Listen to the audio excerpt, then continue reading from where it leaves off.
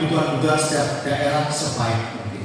Jadi intinya adalah ya bahwa adaptasi yang boleh dilakukan itu harus tetap mengungkapkan tentang iman kita, iman akan kebangkitan, ya, bahwa kita mengalami kebangkitan keselamatan karena Kristus, bukan karena hal-hal yang lain, ya, bukan karena hal yang lain.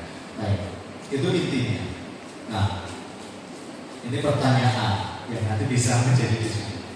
Peringatan Allah apakah tidak punya pikiran? Kalau ini tidak dilakukan nanti dia tidak selamat. Itu yang tidak boleh.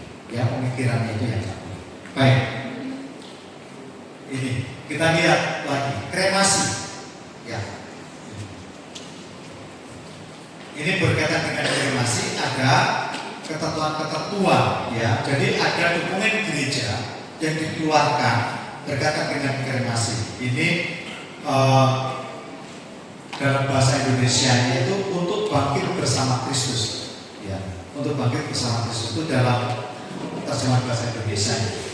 Nah, dalam kremasi, abu jenazah harus disimpan dengan semestinya di suatu tempat suci, yakni di pemakaman atau dalam kasus-kasus tertentu di gereja atau di sebuah area yang dipersembahkan khusus untuk tujuan ini oleh otoritas gerejawi yang benar. Jadi penyimpanan abu hanya diperbolehkan oleh gereja pada tempat-tempat tertentu, ya, pada tempat penyimpanan abu atau di gereja atau di memang tempat yang dikhususkan untuk itu. Ini nanti bisa menjadi sebuah wacana karena di Palembang kayaknya yang Katolik belum ada, ya. Kita mempunyai tempat penyimpanan abu secara khusus untuk yang Katolik. Bahkan ada yang masih dititipkan di wihara, ya. Di Kamboja, ya, kan masih ada. Nah, harusnya ini kita memiliki, ya, kita memiliki. Baik. Lalu, nah, mengapa harus di situ? Ini untuk mengurangi risiko bahwa orang yang meninggal tidak dikeluarkan dan dikenal oleh sanak keluarga dan komunitas Kristiani. Selain itu dengan cara ini dihindari kemungkinan dilupakan dan kurang dihormati. Kalau abu itu disimpan di tempat tertentu, sama dengan kalau misalnya pemakaman kita, orang dimakamkan di tempat pemakaman khusus seperti di Gandus misalnya, ada kemungkinan ketika keluarga tidak bisa mendoakan pada saat tertentu bahwa orang berkumpul untuk mendoakan semua arwah yang karena itu tadi supaya dihindari bagaimana orang tidak lagi mendoakan, tidak lagi menghormatinya, itu, ya. Nah, hanya dalam kasus yang berat dan luar biasa tergantung pada kondisi budaya dan kekhasan lokal, maka organis dengan tujuan komisi episkopal atau sebagai para uskup gereja timur bisa memberikan izin bagi penyimpanan abu jenazah di rumah kediaman. Hanya dimungkinkan kalau ada izin dari uskup, dan uskup itu bukan hanya menentukan sendiri, tapi melalui konferensi para uskup. Artinya ketika ada kesepakatan di dalam, kalau dalam konteks Indonesia adalah KWI, Konferensi Wali Gereja Indonesia. Nah, syarat kalaupun disimpan di rumah, abu tersebut tidak boleh dibagi-bagikan di antara berbagai keluarga inti dan harus dijamin keselamatan terkait kondisi penyimpanan yang memadai. Jadi jangan sampai nanti dibagi-bagi, kau simpan sedikit, ya, kau simpan juga sedikit. Apalagi kau di mana? Di Jakarta. Kalau nak balik Palembang kan susah, jadi mintalah sedikit baik. Ada pula yang di Australia bawa sedikit dan seterusnya. Itu yang tidak diperbolehkan, ya. Itu tidak diperbolehkan. Oke, baik. Lalu hal yang lain, tidak diizinkan penyebaran abu jenazah di udara, di tanah atau di air, ya. Atau dengan cara lain atau abu tersebut disimpan ke dalam kotak kenangan, keping-keping perhiasan, atau di dalam benda-benda lainnya. Ya. Ini jadi tidak diperkenankan. Jadi untuk pengingat misalnya kita nak ambil sedikit abunya disimpan untuk kalung kita dan sebagainya. Jadi itu tidak diperkenankan. Ya. Nah, mengapa kita tidak boleh penyebaran abu jenazah di udara, di tanah atau di air? Karena ini berkaitan dengan penghormatan tentang tubuh manusia. Ya. Penghormatan terhadap tubuh manusia. Maka kalaupun ada istilah larung, sebenarnya pengertiannya sudah tidak tepat lagi. Larung itu kan berarti dihanyutkan, ditebarkan. Nah, di dalam konteks kita, mereka yang dikremasi lalu dimasukkan ke dalam guci, lalu istilahnya adalah penguburan di bawah air. Jadi dengan gucinya itu ditenggelamkan di air, bukan disebarkan. Ya, bukan disebarkan. Oke, baik. Sudah, terima kasih. Terima kasih. Oke, baik. Jadi kurang lebih begitu berkaitan dengan hal-hal kurang lebih 1 jam ya. Oke. Kurang lebih berkaitan dengan hal-hal ini. Tentu masih ada banyak. Di kepalanya tanda tanya. Boleh kalau ada yang mau bertanya dan mau ngambil snack silakan kita santai aja.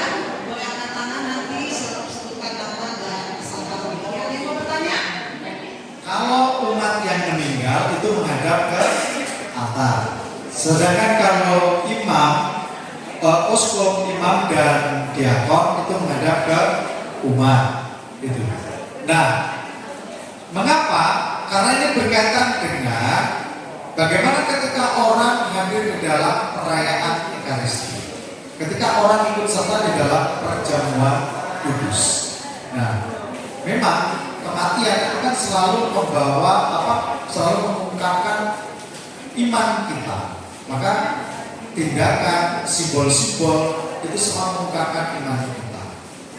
Uskup, imam dan diakon itu selalu bagaimana mereka dalam perjamuan kudus dalam perayaan Ekaristi selalu berada di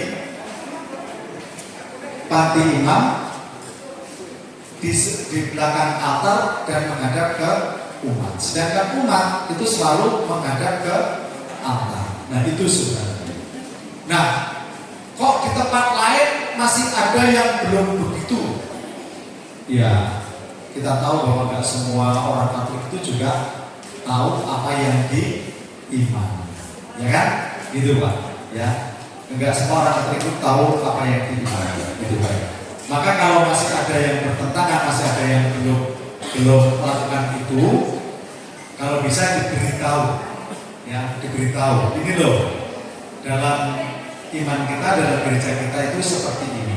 Nah, ya, baik. Tetapi jangan sampai itu nanti menjadi batu sandungan.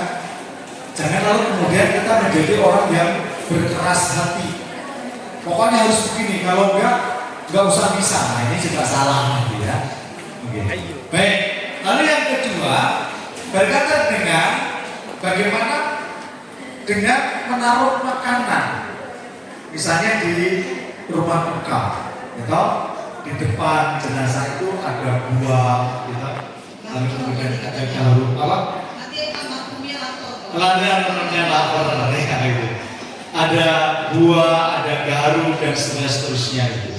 Nah, sama sebenarnya dalam tradisi orang Jawa juga kadang-kadang ada.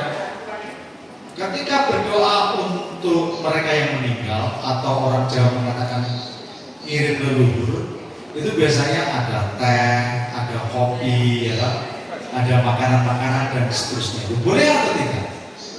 Pertanyaan saya.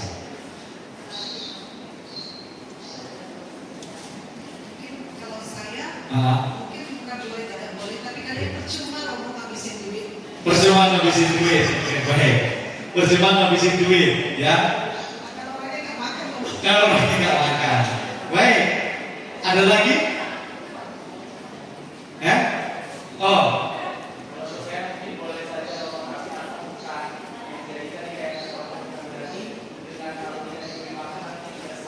Oke. Oke, baik. Nah, boleh dan tidak boleh ini kita memang tidak bisa langsung mengatakan ini boleh dan tidak boleh. Kita harus kembali lagi, apakah tradisi lokal ini mengungkapkan tentang keselamatan kita dari Kristus sendiri. Jangan sampai kalau orang yang memiliki kepercayaan bahwa keselamatan ini berasal dari Kristus sendiri dan karena Kristus, tanpa makanan pun, tanpa buah-buahan pun, bahwa kita yakin bahwa dia diselamatkan, maka mungkin kita mengatakan alhamdulillah nggak perlu lagi. Kalau seandainya orang melakukan ini dengan mengatakan ini hanya sebagai sebuah tradisi, karena saya tetap yakin bahwa keselamatan dari Kristus, saya tidak tergantung dengan adanya buah ini. Nah itu boleh atau tidak boleh? Tetap diperbolehkan selama itu bukan menjadi keharusan, ya, bukan menjadi keharusan.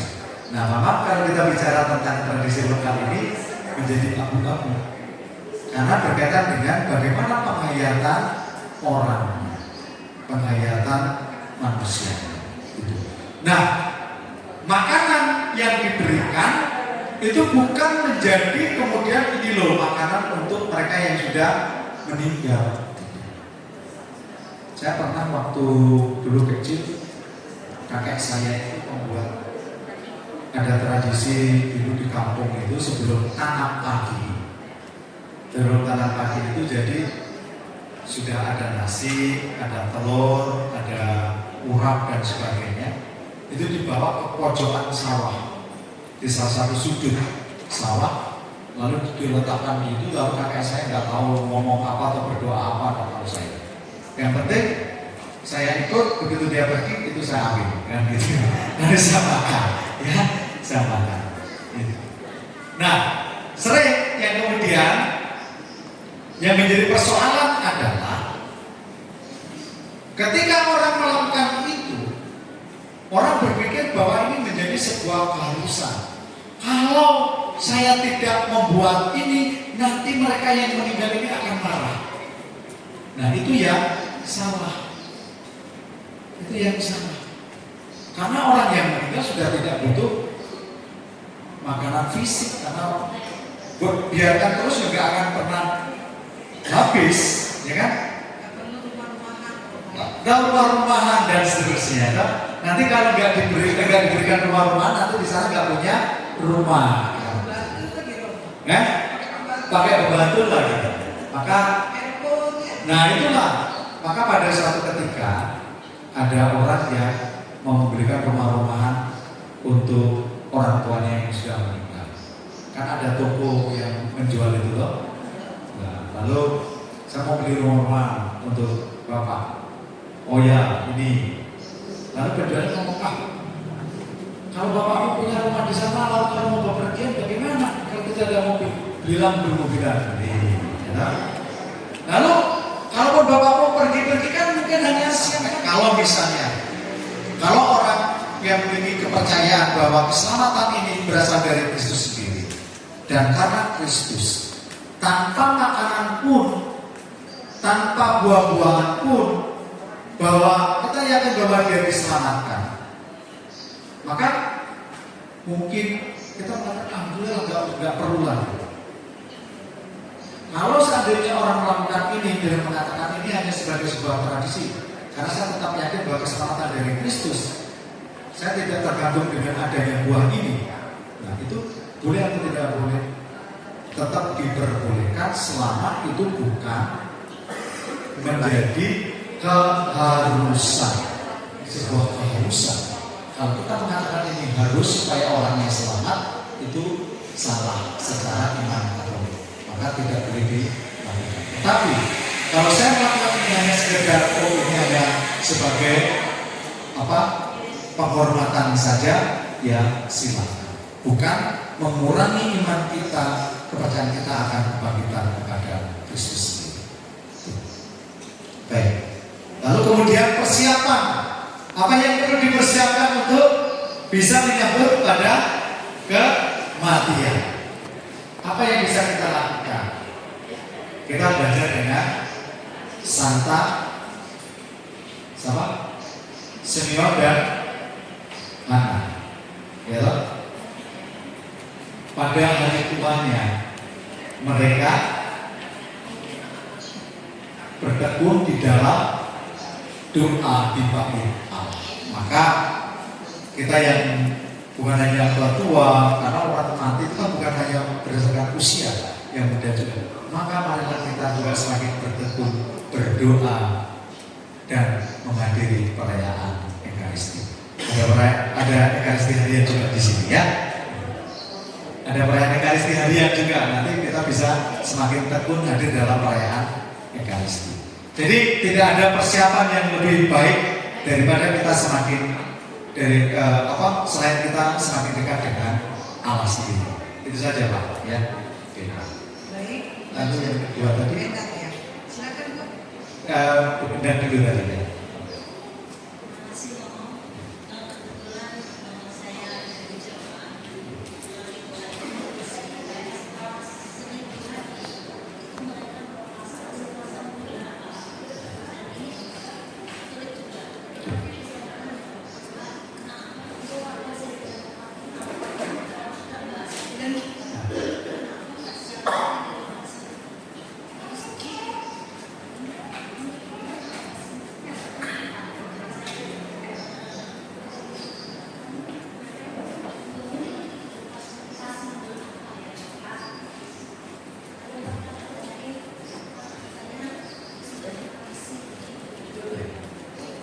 Baik Bu, terima kasih. Nah, Romo juga nggak tahu itu apa maksudnya gitu ya.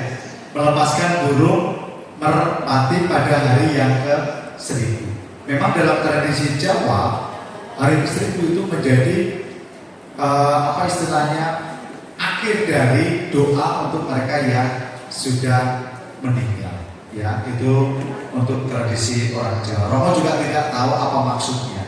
Tetapi yang mau Romo beri catatan, kalau mengatakan bahwa itu sebagai sebuah keharusan, lalu kemudian kalau nggak dilakukan itu orangnya nggak akan selamat, nah itu yang salah. Ya. Tapi kalau ini hanya sekedar sebagai sebuah tradisi saja, bahwa kita tetap yakin bahwa dia sudah mengalami kebahagiaan kekal. Nah itu menurut Romo tidak menjadi persoalan. Ya, tidak menjadi persoalan. Nah, di Filipina, Romo pernah cerita bagaimana Romo waktu itu diundang. Romo minta misa ulang tahun untuk ibu saya, dan Romo siapkan misa dengan bacaan untuk ulang tahun. Begitu Romo dijemput, diajak, kok kuburan? Rupanya ulang tahun ibunya yang sudah meninggal. Bukan ulang tahun meninggalnya, ulang tahun kelahirannya. Jadi di Filipina, meskipun orang itu sudah meninggal, ulang tahunnya tetap dirayakan. Dan itu biasanya mereka merayakannya di kuburan. Nambah usianya. Tahunnya berapa? Mereka mengatakan ulang tahun yang kesekian ya, gitu. Tetapi bahwa kemudian intinya adalah berdoa untuk yang sudah meninggal, gitu. Ya, gitu. Baik, tadi Pak Maria sudah Bu ya, karena maknanya juga Romo nggak mengerti apa harus melepaskan burung merpati. Kalau orang yang matinya mudik.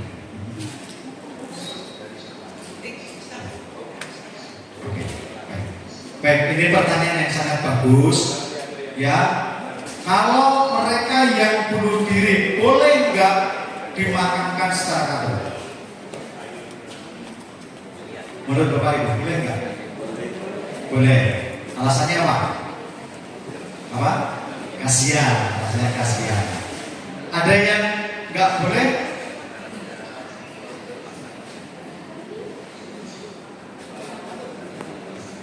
Baik, jadi begini Bapak Ibu. Dulu di dalam hukum gereja, ya, dalam hukum gereja yang lama itu tidak boleh. Jelas ada hukumnya mengatakan bahwa orang yang bunuh diri tidak boleh dimakamkan secara Katolik dulu. Tetapi pada hukum gereja yang baru setelah Konsili Vatikan yang kedua ini, kanon itu, hukum itu, pasal itu dihilangkan. Jadi kita boleh memakamkan mereka yang meninggal karena bunuh diri, tetapi bukan berarti gereja menyetujui cara mengakhiri hidupnya itu. Nah, apa dasarnya gereja mendoakan mereka, memakamkan mereka secara Katolik yang bunuh diri? Dasarnya adalah kerahiman Allah, belas kasih Allah ini, ya. Lalu kemudian juga ada seorang santo yang pernah mengatakan demikian. Kita tidak tahu pada saat-saat detik terakhir mungkin orang itu menyesal. Mungkin orang itu menyesal. Kita tidak ada yang pernah tahu akan hal itu. Nah, maka dasarnya adalah karena kerahiman Allah, belas kasih Allah. Maka bagaimana gereja juga menunjukkan belas kasih dan kerahimannya. Maka kita boleh memakamkan mereka yang meninggal karena bunuh diri. Tetapi Bapak Ibu, untuk alasan pastoral kadang-kadang dibuat tindakan-tindakan tertentu atau kebijakan-kebijakan tertentu. Misalnya pengalaman saya yang pernah saya buat, saya tidak membuat misa requiem pada saat itu. Jadi pemakamannya hanya dengan perayaan Sabda saja, tapi bukan dengan misa.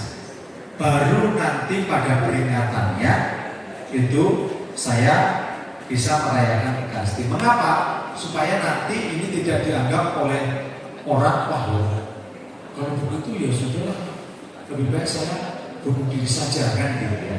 Gitu. Tapi bahwa kita boleh tetap memakamkannya secara Katolik. Nah, jadi ini yang perlu menjadi dasar. Bahkan nanti Bapak Ibu di dalam buku upacara pemakaman itu ada upacara pemakaman untuk mereka yang belum dibaptis. Artinya, kalau seandainya ada saudara-saudari kita yang belum dibaptis, yang bukan Katolik, bukan Kristen, lalu tidak ada yang mengurus misalnya, baik kita mengurus, kita juga ada upacara pemakaman untuk mereka itu, ya ada. Itu nanti memang agak sedikit berbeda dengan kalau itu adalah orang Kristiani atau orang Katolik. Boleh, boleh. Karena ini adalah salah satu belas kasih dari gereja. Kita tidak mungkin membiarkan jenazah yang misalnya tanpa keluarga, tidak ada yang mengurusi, lalu kita biarkan saja. Ya, jadi dalam buku upacara pemakaman itu ada. Baik, ini penekanan bukan hanya yang bunuh diri saja, tapi bahkan mereka yang tidak beriman kepada Kristus sendiri pun juga bisa kita makamkan. Tentu dengan tata cara upacara yang berbeda. Oh, sebentar, satu lagi. Kalau seandainya saya misa arwah yang meninggal karena bunuh diri, biasanya ada kata-kata yang saya redaksi. Kalau misa itu kan ada dia yang sudah meninggal seperti Kristus. Nah, itu yang biasanya saya redaksi. Meninggalnya tidak seperti Kristus, ya. Tetapi untuk mereka yang dia yang sudah meninggal. Misalnya, baik Pak Joni, tapi sama tadi sudah juga. Sama lagi. Ya, sekalian teman-teman yang mau ngambil snack boleh silakan ya.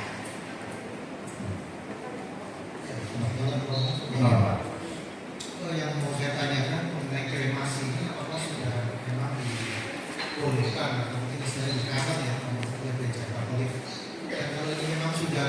mengusulkan boleh. Kenapa nggak sekalian saja?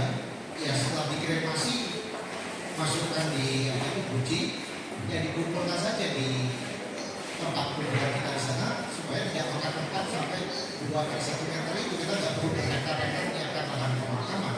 Jadi bisa saja, misalnya satu keluarga besar itu kan membutuhkan mungkin sekitar buji-buji begitu saja gitu. Nah itu sudah terlalu. Terima kasih. Oke, baik, terima kasih. Jadi begini Bapak Ibu ya, tetap dalam gereja kita pemakaman yang sangat disarankan itu adalah yang tradisional, yaitu memakamkan tubuh ke dalam tanah ya. Jadi kita ingat bahwa kamu dari tanah atau dari abu akan kembali menjadi abu, kan itu.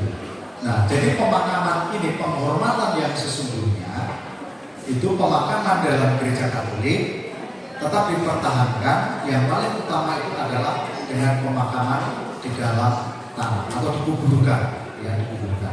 Nah, kremasi, mengapa gereja kemudian memperbolehkan kremasi? Pertama, karena memang ada tradisi-tradisi tertentu yang biasa dengan kremasi.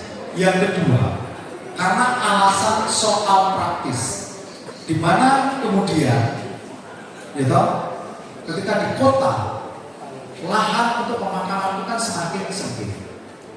Dengan alasan praktis, maka kemudian diadakan adanya kremasi, lalu kemudian abu itu disimpan dan seterusnya.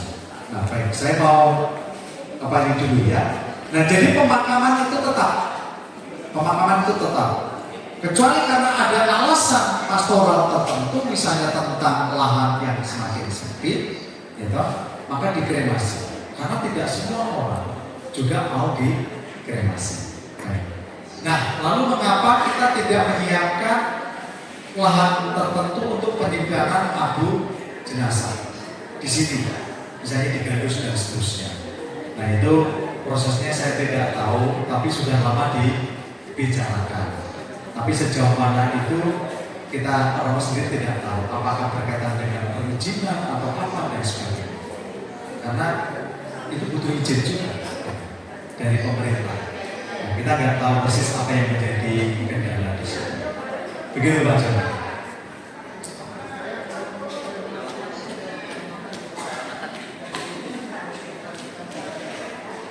Kremasi saja, nggak usah seperti dikubur tadi, dikubur utuh. Oh, begini. Jadi kremasi boleh, bukan keharusan. Jadi gini, gereja memperbolehkan untuk dikremasi. Tetapi pemakaman yang paling utama yang sesungguhnya adalah penguburan di dalam tanah. Itu. Jadi kremasi boleh. Gereja tidak mengharuskan. Kremasi boleh. Karena apa? Karena tradisi lokal atau karena pertimbangan lahan. Itu. Jadi boleh. Tetapi tetap menjadi catatan. Kalau misalnya begini, saya berpesan kepada Pak Joni. Pak Joni, nanti kalau saya mati saya dikremasi. Mengapa? Karena saya nggak yakin kalau saya dikuburkan di tanah saya nggak selamat. Maka saya maunya dikremasi supaya nanti saya diselamatkan. Kalau itu muncul dari keyakinan ini, maka tidak boleh dikremasi. Mengapa? Karena sudah keluar dari keyakinan iman Kristiani, iman kekatolikan. Tapi kalau misalnya, saya mau dikremasi supaya nanti tidak merepotkan keluarga dan sebagainya, silakan. Ya. Oke, mau maju di belum? Nah, silakan. Oke. Saya silakan yang hidup, karena kalau yang sudah mati nggak tahu. Wah, itu ya. Oke. Iya. Jadi begini Bapak Ibu.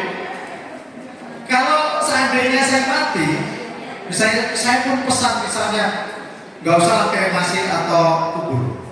Nanti saya kalau mati tolong dikuburkan di belakang pastoran sini. Yang putuskan siapa? Yang putuskan siapa? Yang hidup. Dan saya mau dibawa kemana saja sudah nggak bisa protes, ya kan? Baik Romo, untuk ini. Oke Pak, kita kasih kesempatan yang lain dulu ya. Silakan. Oke. Saya mau bertanya, setiap kali kita bisa ditemukan setelah kematian kebangkitan ada kehidupan. Oke. Nah, kehidupan itu berupa wujud atau roh yang saya mau tanyakan. Kedua, di dalam proses ini, orang yang koma bisa mengetahui perilaku kita sehari-hari. Terima kasih. Baik. Nah, kita percaya pada kehidupan setelah kebangkitan. Jadi begini Bapak, dari dalam aku percaya itu kita mendaraskan atau mengimani tentang kebangkitan badan. Kapan kebangkitan badan itu? Nanti pada akhir zaman. Jadi kita akan mengalami kehidupan bersama dengan badan kita tentu dalam kemuliaan itu pada akhir zaman. Nah itu kita tidak tahu kapan waktunya, ya. Kita tidak tahu kapan waktunya. Nah lalu kemudian, lalu bagaimana dengan mereka yang sudah meninggal? Bagaimana mereka yang dikuburkan di tanah? Lalu bagaimana dengan mereka yang dikremasi? Bukankah yang dikremasi badannya sudah hancur menjadi abu dan seterusnya? Apakah mungkin mereka akan mengalami kebangkitan badan? Itu sangat mungkin, karena Allah Maha Kuasa, ya, Allah Maha Kuasa. Nah, kalau kemudian mengapa kita dilarang untuk melarut menyebarkan abu di air, di udara, di tanah dan seterusnya? Itu berkaitan dengan penghormatan terhadap tubuh. Ini gereja kita itu sangat menghargai yang namanya tubuh manusia, raga kita ini. Karena raga kita ini diciptakan oleh Allah sendiri. Nah ini berkaitan dengan paham itu. Nah baik, lalu kemudian kalau mereka yang sudah dikuburkan, lalu bagaimana? Apakah mereka mengalami kehidupan? Iya. Kalau kita mengikuti ajaran gereja Katolik, ada 3 tempat atau kemungkinan orang yang mati setelah mati, yaitu neraka, purgatorium, api penyucian dan surga. Nah maka kehidupannya itu bagaimana? Tentu kehidupannya adalah di surga itu adalah mereka yang masih berada di dalam penyucian, surga mereka yang sudah mengalami sukacita bersama dengan Allah, di neraka tentu mereka yang mengalami penghakiman, penghukuman dan seterusnya. Itu ya. Tapi nanti juga orang akan mengalami kebangkitan badan. Nah, jadi badan kita itu akan bersatu dengan kita, tetapi dalam kemuliaan. Yesus yang bangkit dari kematian, bagaimana dia juga bangkit dengan badannya, bukan hanya rohnya, bukan hanya jiwanya, tapi badannya. Nah, lalu kemudian yang kedua, mereka yang koma itu tahu tentang aktivitas kita, keseharian kita dan seterusnya. Nah, Bapak Ibu, orang yang koma atau yang mati suri itu selalu memiliki cerita yang berbeda-beda, tidak sama, ya, tidak sama. Ada orang yang bercerita ketika mengalami mati suri atau koma, dia berada di suatu tempat. Tapi ada orang yang koma mati suri yang ceritanya nanti berbeda lagi dan seterusnya. Nah memang terus terang Romo tidak tahu berkaitan dengan hal ini, karena Romo belum pernah mengalami. Ya, belum pernah mengalami. Nah, apakah mereka memang sungguh tahu tentang kebiasaan kita dan seterusnya? Romo juga tidak tahu persis, ya, berkaitan dengan hal ini. Begitu. Selamat malam.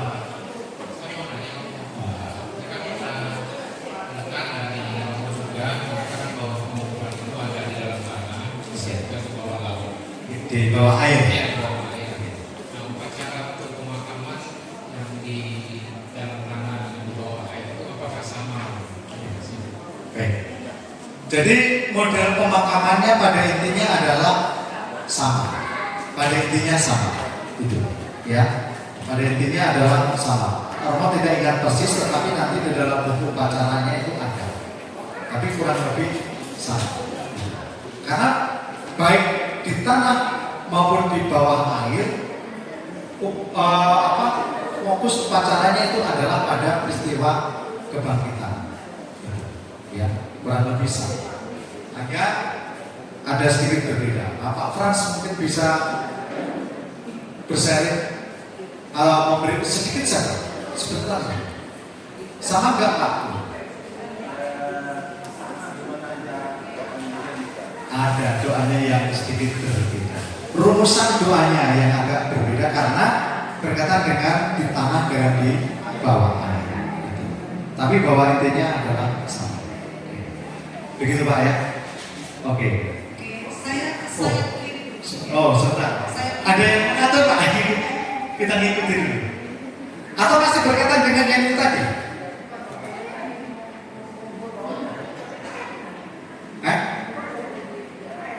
Apa itu? Dilarungkan.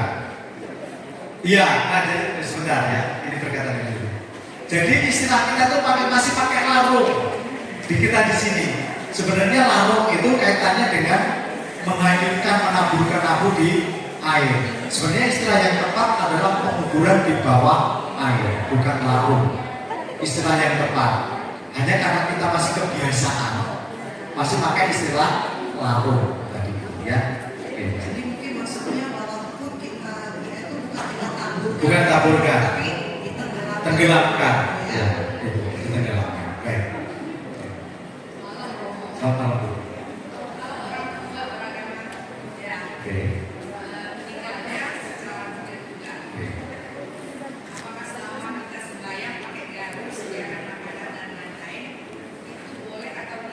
Oke.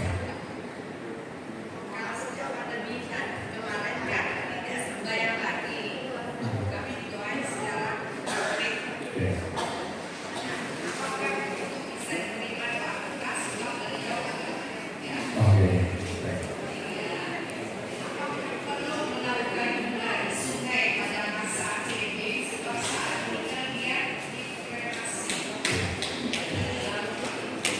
Oh, karena udara di sini. Oke, baik, terima kasih. Nah, Bapak Ibu, kalau misalnya ada keluarga kita yang beragama berbeda, lalu dia menggunakan upacara menurut agamanya, boleh atau tidak? Boleh atau tidak? Boleh, karena itu keyakinan dia, bukan keyakinan kita. Tetapi boleh nggak kita mengikuti misalnya harus pegang garu dan seterusnya? Boleh? Boleh, tetapi doanya apa? Gitu loh ya. Nah, pegang garu itu sebagai ungkapan penghormatan kita kepada mereka yang meninggal. Nah, Ibu sebagai orang Kristiani, sebagai orang Katolik mendoakannya secara Katolik. Kalaupun memegang garu pun bukan kemudian mengikuti doa-doa mereka, tetapi berdoalah secara Katolik, ya. Nah, lalu kemudian apakah waktu cengbeng itu boleh tabur bunga? Padahal itu di larung. Tabur bunga itu apa sih sebenarnya? Tabur bunga itu apa sih sebenarnya? Menghormati, mengenang mereka yang sudah meninggal. Ya. Jadi tabur bunga boleh, asal itu adalah sebagai sebuah kenangan saja. Ya, tetapi kalau kemudian kita berpikir kalau saya nggak tabur bunga, ibu saya nggak diselamatkan, itu sama. Oke, baik. Lalu kemudian kalau kita berdoa secara Katolik sedangkan dia beragama Buddha, nah itu tadi yang mau katakan, sampai nggak doanya. Yang menerima itu siapa sih? Doa kita? Yang meninggal atau Tuhan? Tuhan. Ya tak? Jadi kita berdoa dengan cara apapun, yang menentukan bahwa doa kita dikabulkan atau tidak itu adalah Tuhan. Bukan dia beragama apa lalu kita beragama apa. Itu. Ya. Jadi kalau misalnya orang tua kita Buddha, kita Katolik, ya berdoalah untuk orang tua secara Katolik. Ya. Tuhan tidak akan mungkin, ini Buddha kok kamu dasar Katolik mau ditolak, itu tidak ya. Tidak, oke? Begitu. Baik, kerja Bu ya. Oke. Ya, sekalian ya Pak sebentar ya, komunikasi sini. Ya.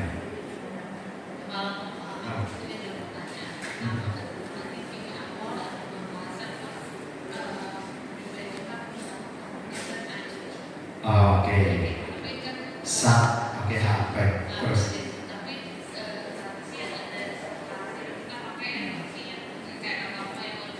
Paru-paru gitu ya.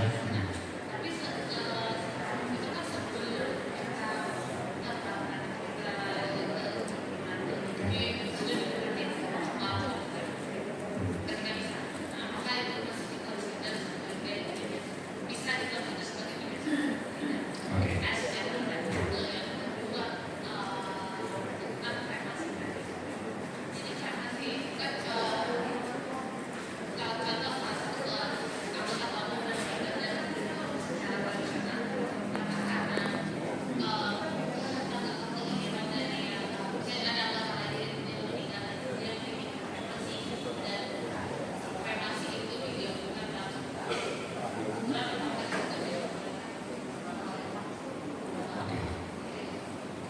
Bisa digabungkan menjadi satu.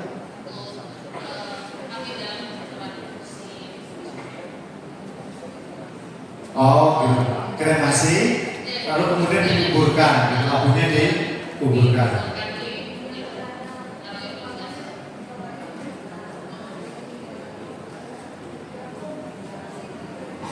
Oh, oke, baik.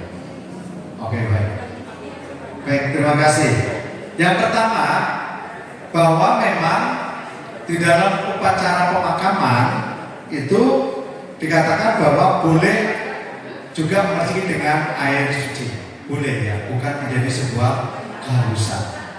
Itu ya, bukan menjadi keharusan. Oh, romo ini harus, kata romo gimana harus. Nah, nanti romo yang karena marah para romo yang lain ya. Itu bukan keharusan, boleh, dikatakan boleh. Nah, lalu kemudian apakah minyak parfum yang itu sudah berubah menjadi minyak suci atau air suci? Tidak. Ya, tidak. Jadi tidak ada pemberkatan secara khusus untuk itu ya, parfum-parfum. Yang diberkati itu adalah tanah dan bunga. Itu ya. Jadi tidak akan mengubah itu. Lalu air suci itu juga adalah air alami yang kemudian diberkati oleh imam khusus dengan doa-doa dan upacara untuk pemberkatan air suci. Gitu, ya. Jadi tidak. Oke. Lalu yang kedua, pertanyaannya adalah apakah boleh ini tidak hanya dikremasi lalu digabung dimakamkan dengan makam orang lain atau keluarga. Ada juga pemakaman-pemakaman misalnya di kota-kota. Ini kan sudah bekasnya orang meninggal. Lalu kemudian diganti lagi lalu untuk tempat memakamkan orang lain dan seterusnya. Boleh atau tidak?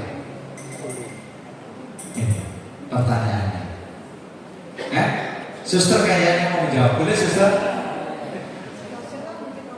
Situasional. Jadi ini adalah pertimbangan, kadang-kadang lebih pertimbangan hal-hal yang praktis saja. Tetapi kalau kemudian ada anggapan ini harus digabung, kalau nggak digabung kakek itu udah masuk surga karena dia ini kan satu keluarga harus bersatu terus. Nah itu sudah salah, gitu ya. Jadi yang salah itu adalah pemikiran mereka yang hidup, gitu ya. Oke. Jadi kalau ada pemikiran itu berarti salah. Tetapi kalau itu hanya pertimbangan hal yang praktis, tidak menjadi persoalan. Oke, baik. Begitu jelas ya. Oh, tumpah. Oke, baik Pak. Selamat Pak. Ada 3 tapi singkat-singkat. Oke, baik. Wih, pertanyaannya banyak ini ya. Saya pikir satu orang satu ini. Pemimpin untuk pengubur itu selalu mengatakan engkau berasal dari tanah dan akan kembali ke tanah, bukan dikremasi. Itu apa tanggapan Romo? Yang kedua, dalam ajaran Katolik selalu mendoakan semoga almarhumah atau almarhum ini menjadi pendoa bagi keluarga dan kita semua. Apa wujud nyata kalau dia menjadi pendoa bagi kita? Lalu yang ketiga, tadi dikemukakan dalam bahasa Batak itu mangukal holi. Apakah sah bahwa yang mengubur itu waktu itu adalah Romo, lalu untuk pemindahan tulang belulangnya itu dipimpin oleh pendeta, sementara dia masih tetap agama yang sama, belum berubah, tapi kita tidak tahu pada saat dia di kuburan. Terima kasih. Oke, baik, terima kasih Pak. Pertanyaan yang bagus pertama, bahwa dikatakan bahwa kamu dari tanah dan akan kembali menjadi tanah. Mengapa kok dikremasi? Ya, mengapa kok dikremasi? Nah, ini tadi, maka dari awal Romo mengatakan kremasi diperbolehkan hanya atas pertimbangan kepraktisan dan karena tradisi lokal saja, yang tidak menghilangkan iman kita akan kebangkitan badan dan keselamatan dalam Yesus Kristus. Nah, meskipun di dalam perayaan itu bahwa kamu dari tanah akan kembali menjadi tanah, itu tidak menghilangkan keselamatan dan keyakinan akan kebangkitan badan orang-orang yang dikremasi tadi. Jadi begitu Pak ya, bahwa iman kamu dari tanah akan kembali menjadi tanah itu tidak hanya untuk mereka yang meninggal Pak. Pada waktu kita menerima abu itu ada dua rumusan, bertobatlah, percayalah kepada Injil, atau ya toh, ingatlah kamu ini dari abu dan akan kembali menjadi abu. Masih hidup loh. Ya kan namanya, belum dikuburkan. Nah, mengapa abu atau tanah itu sebenarnya mengingatkan tentang kelemahan manusia, bahwa kita ini adalah ciptaan dari Allah sendiri. Maka kita akan kembali kepada Sang Pencipta. Itu intinya. Bukan kamu dari tanah dan akan kembali menjadi tanah. Kalau kembali menjadi tanah dan menjadi makanan cacing. Tetapi ungkapan bahwa kamu dari tanah dan akan kembali menjadi tanah itu mengungkapkan tentang penciptaan manusia yang diciptakan oleh Allah bahwa dia dari tanah. Maka ungkapan itu mau mengatakan bahwa kamu ini berasal dari Allah dan akan kembali kepada Allah. Pemilikmu itu adalah Allah. Jadi bukan arti harafiah bahwa kamu dari tanah dan akan kembali menjadi tanah. Bukan pengertiannya secara harafiah, tetapi pengertiannya harus pada kisah penciptaan di mana Allah menciptakan manusia dari tanah. Jadi itu mengingatkan bahwa kamu ini adalah milik Allah sendiri. Ya, itu yang pertama Pak. Ya, jadi nggak ada yang bertentangan dengan pernyataan itu dengan kremasi. Oke. Lalu yang kedua, ya berkaitan dengan mangukal holi. Bagaimana kalau dia itu dimakamkan secara Katolik, lalu kemudian ketika mangukal holi oleh pendeta. Pertanyaan saya, kenapa kok bisa begitu?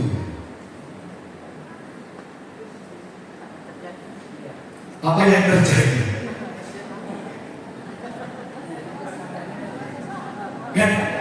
Kenapa kalau dia misalnya Katolik, kenapa kok mengundang pendeta? Kenapa tidak yang Katolik? Atau dia yang meninggal itu Katolik, tetapi keluarganya semua sudah menjadi Protestan atau beragama Protestan, sehingga tidak ada yang tahu harus mengundang pastor, imam. Bisa jadi, ya, karena yang meninggal kan nggak bisa protes. Woi, aku ini Katolik, kalau kamu udah kan nggak bisa protes kan gitu. Yang bisa melakukan adalah ya mereka yang hidup. Nah, maka ini harus dilihat kembali konteksnya apa. Mengapa kok bisa begitu? Kan begitu, ya. Kalau misalnya nanti wah ini pendeta ini lebih sakti daripada Romo, nah, itu sudah salah ya. Itu. Baik, itu yang kedua. Yang ketiga tadi apa Pak ya? Itu mau yang mula holi itu nomor Pemakaman holi tadi ya. Oh yang ketiga, yang kedua. yaitu yang berasal dari tanah. Oh berdoa keluarga, oke baik. Wujud nyatanya apa kalau mereka yang meninggal itu menjadi berdoa untuk keluarga. Nah ini sebenarnya juga tradisi yang ada di dalam Jumat Perdana ketika mereka masih berdoa di katakombe. Dasarnya adalah mereka yang sudah berada di surga itu bisa menjadi pendoa untuk kita semua. Jadi kalau kita berdoa untuk meninggal, orang yang meninggal itu untuk siapa? Untuk mereka yang masih berada di dalam api penyucian. Mereka yang sudah ada di surga tidak butuh doa-doa kita, karena mereka sudah bersama dengan Allah. Mereka yang berada di neraka sudah tidak mungkin dibantu dengan doa-doa, karena sudah tidak ada kemungkinan diselamatkan, karena mereka menolak Allah sendiri. Nah, ada mereka yang berada di dalam api penyucian. Nah, inilah yang membutuhkan doa-doa kita. Tetapi persoalannya adalah kita yang hidup ini kan nggak tahu keluarga kita itu masih ada dalam api penyucian atau sudah ada di surga, kan begitu. Maka doanya adalah semoga mereka menjadi pendoa, semoga, karena belum ada kepastian. Kecuali kalau keluarga kita itu sudah ditentukan oleh gereja menjadi santo atau santa. Siapa nanti ada santo gimana gitu ya. Tidak mungkin gitu ya. Nah gitu. Nah karena kita belum tahu, maka adalah semoga dia menjadi pendoa bagi keluarga. Maka hanya kata semoga. Wujud nyatanya apa? Ya setiap orang mungkin bisa merenungkan apa sih wujud nyatanya dari doa-doa mereka tidak ada. Lalu dasarnya apa? Dasarnya dalam kitab suci. Ya, kita tahu di dalam perumpamaan tentang Lazarus dan orang yang kaya. Lazarus pada waktu itu, orang kaya itu meninggal dan Lazarus juga meninggal. Nah, yang terjadi adalah orang kaya itu yang tidak peduli dengan Lazarus berada di dalam neraka atau dalam api yang menyakitkan, penghukuman dan seterusnya. Lalu dia melihat Lazarus ada dalam pangkuan Bapak Abraham. Maka dia meminta supaya Lazarus kembali ke bumi memberitahu saudara-saudaranya supaya tidak mengalami seperti dia. Itu. Jadi dari situ sebenarnya ada sebuah ungkapan bahwa mereka yang ada di surga bisa membantu kita yang ada di dunia. Maka mereka adalah mendoakan kita. Litani para kudus ini kita berdoa, Santa Maria doakanlah kami, Santo Fransiskus doakanlah kami, dan seterusnya. Doakanlah kami, ya. Baik, jelas Pak ya? Oke. Baik Romo, kayaknya mungkin sisa 5 menit lagi Oh, satu iya. orang lagi. Satu ya, pertanyaan lagi boleh? Silakan, Pak. Wah, paling ada 2 nih. Ada banyak. Ada banyak Ya, ya. silakan. Oh, Ya 2 lah. 2 ya, 2 pertanyaan ya. oke. Sister Resi tadi ya, mau tanya ya. Oh sharing. Oke. Tadi Romo bilang Santo Bima itu bukan gak mungkin Romo, cuma nggak enak aja didoakan ya. Pelindung para kepala botak gitu ya. Baik, bukan bermaksud untuk mengambil kesimpulan, tetapi untuk mengakomodir tadi boleh tidak boleh begitu, karena kan kita tidak bisa setiap saat itu mencari Romo ketika terjadi atau ada saudara-saudari yang meninggal begitu ya. Ini boleh atau tidak?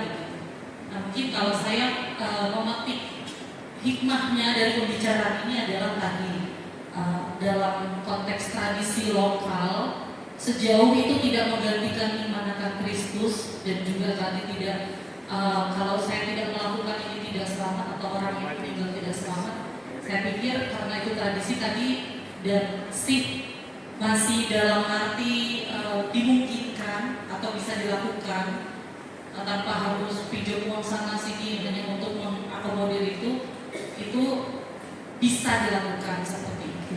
Itu yang pertama. Lalu yang kedua, saya di Palembang baru 2 bulan, sebelumnya tinggal di Jogja, juga sangat sering bersentuhan dengan tradisi-tradisi lokal di Jogja, khususnya di Yogyakarta. Dan saya ingin sedikit menambahkan tentang melepaskan burung merpati begitu, karena kebetulan beberapa kali pernah ikut seperti itu. Nah, kalau yang saya tangkap, yang saya pahami dari rumusan doa-doa ketika perayaan Ekaristi itu, Romo melepaskan burung merpati bersama keluarga, itu dapat disimpulkan bahwa burung merpati itu menjadi simbol perdamaian. Nah, di situ poin intinya adalah keluarga itu sudah berdamai dalam arti melambangkan melepaskan orang yang dicintai seperti itu. Lalu yang kedua itu burung merpati sebagai simbol Roh Kudus itu sebagai suatu pengharapan dan juga doa akan disertai oleh Tuhan keluarga yang ditinggalkan seperti itu. Itu simbol-simbol yang cukup kental dengan tradisi Jawa. Itu saja Romo yang ditambahkan. Oke, baik, terima kasih Suster. Jadi kalau orang mengerti, memahami, boleh silakan. Tapi kalau nanti jawabannya ada, harus begini, nah itu yang di atas ya. Baik. Satu lagi Romo. Oke, satu lagi. Tutup ya. Ya.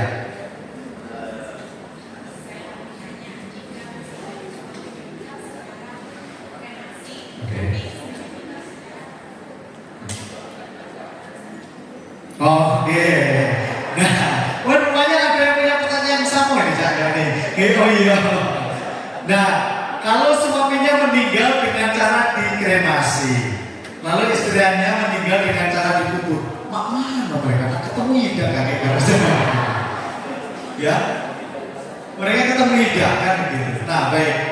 Ketemu di simpang cerita. Ketemu simpang karitas. Nah, atau ketemu jadi mana? Suruh saya ngomong. Saya ngomong. Oh iya, ada itu ada ke DKI di PDKI. Kita makan kayak baik katanya. Nah, baik. Sebenarnya persis pertanyaannya seperti apa yang diajukan oleh orang ketika menguji Yesus. Ada seorang wanita yang menikah. Menurut adat atau tradisi orang Yahudi, maka dia harus melahirkan keturunan untuk orang itu. Kalau tidak, saudaranya itu menikah dengan dia lagi sampai memunculkan atau melahirkan keturunan. Sampai berapa orang? 7. Ya toh? Sampai 7. Jadi 7 bersaudara itu menikah dengan wanita yang sama dan semuanya tidak ada yang punya keturunan. Pertanyaan mereka adalah, kalau mereka nanti mati, lalu siapa suaminya ini? Kan gitu. Apakah tujuannya adalah suami?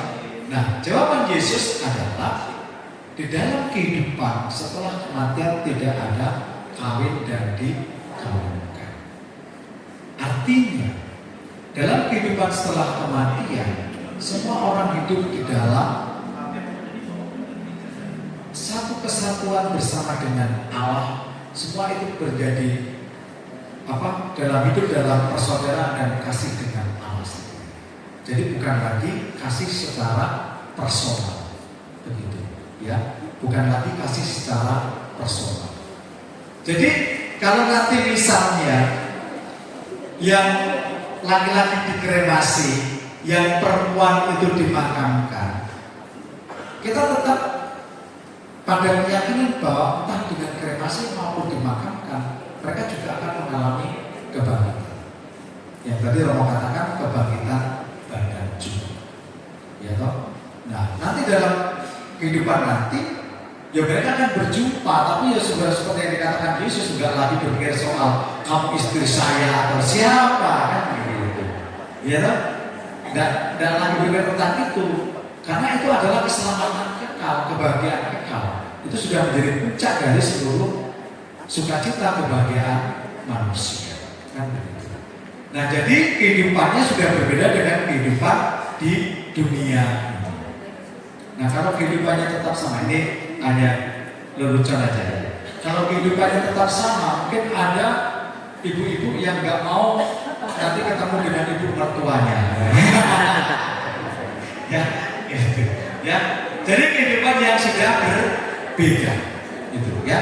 Tetap bahwa semua orang entah dikremasi, entah dimakamkan, dikuburkan, itu tetap akan mengalami kebangkitan badan kehidupan seperti kita, tapi dalam bentuk kemuliaan.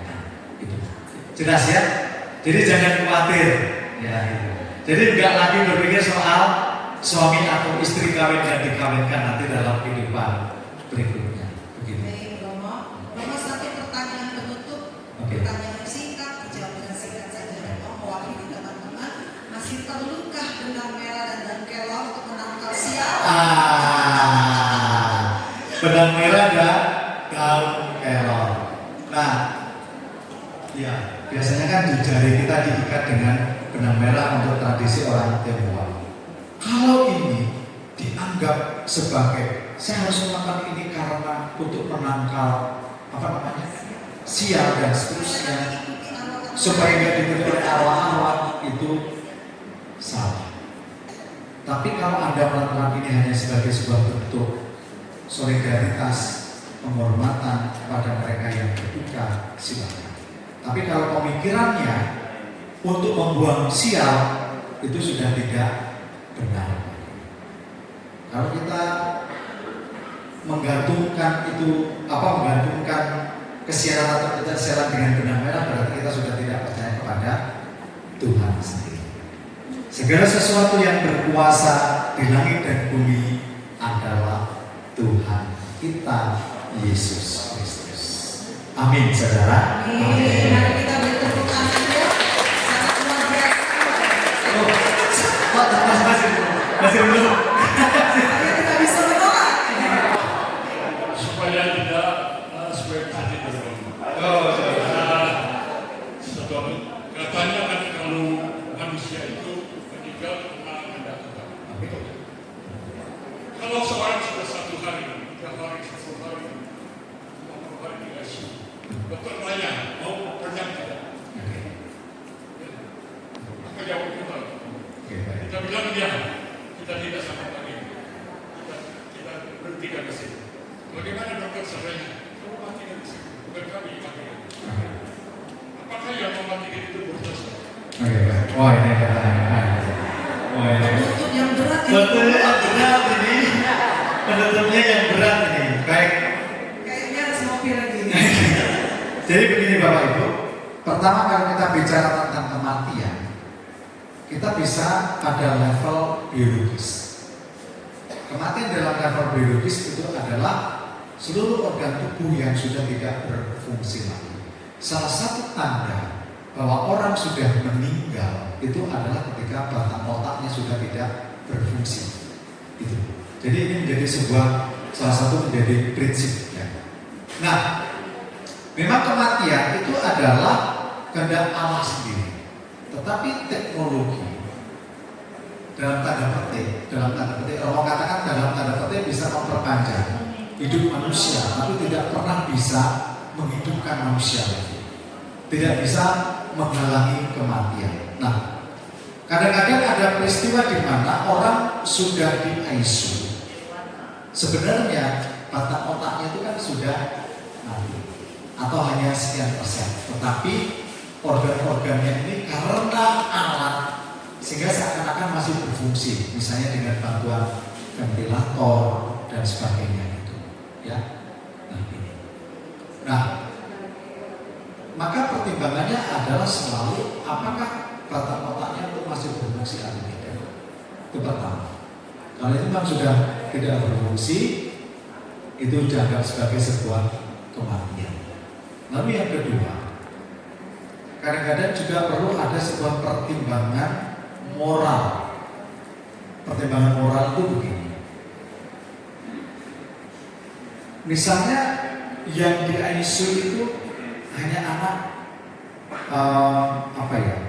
satu anak, sedangkan orang ini punya anak-anak yang lain. Jangan sampai seluruh biaya, seluruh apa yang dimiliki habis hanya untuk membiayai yang sakit ini, sedangkan yang lain-lain tidak dipedulikan. Jadi kadang-kadang ada sebuah pertimbangan moral, seperti yang kata Pak Thomas tadi, kami sudah nggak sanggup lagi untuk membiayai, maka lebih baik dimatikan alatnya itu. Kita tidak pernah boleh melakukan eutanesia secara langsung, tetapi yang boleh adalah kita tetap melanjutkan pengobatan, ya, tetapi juga istilahnya begini, kita tidak menghentikan pengobatan, tetapi ada kemungkinan orang ini akan meninggal. Misalnya di ICU, kita tidak pernah menghentikan dia untuk diobati, tetapi bisa saja kita mengatakan kita menghentikan beberapa mesin yang membuat mungkin nafasnya masih berlangsung dan seterusnya dan sebagainya. Tapi batang otaknya itu sudah nggak ada lagi. Begitu.